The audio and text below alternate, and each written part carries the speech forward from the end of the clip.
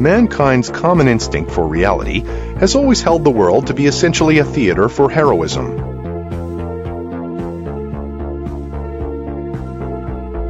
The unconscious does not know death or time. In man's physiochemical, inner organic recesses, he feels immortal. If you took a blind and dumb organism and gave it self-consciousness and a name, if you made it stand out of nature and know consciously that it was unique, then you would have narcissism. In man, physiochemical identity and the sense of power and activity have become conscious. Narcissism is inseparable from self-esteem, from a basic sense of self-worth. What man needs most is to feel secure in his self-esteem. But man is not just a blind glob of idling protoplasm, but a creature with a name, who lives in a world of symbols and dreams and not merely matter. His sense of self-worth is constituted symbolically. His cherished narcissism feeds on symbols, on an abstract idea of his own worth, an idea composed of sounds, words, and images, in the air, in the mind, on paper. And this means that man's natural yearning for organismic activity, the pleasures of incorporation and expansion, can be fed limitlessly in the domain of symbols, and so into immortality. The single organism can expand into dimensions of worlds and times without moving a physical limb.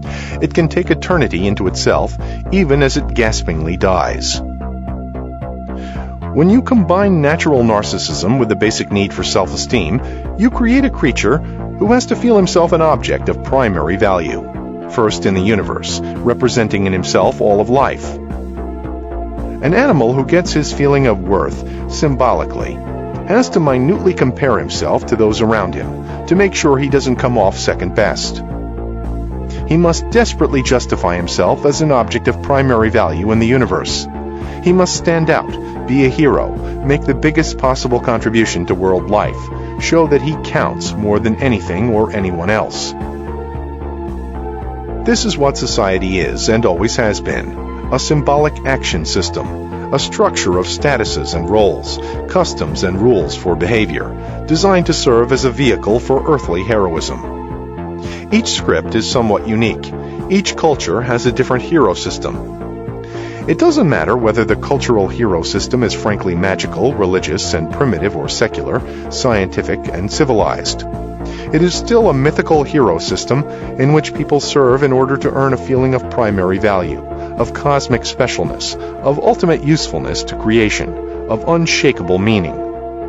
They earn this feeling by carving out a place in nature, by building an edifice that reflects human value, a temple, a cathedral, a totem pole, a skyscraper, a family that spans 3 generations. The hope and belief is that the things that man creates in society are of lasting worth and meaning, that they outlive or outshine death and decay, that man and his products count.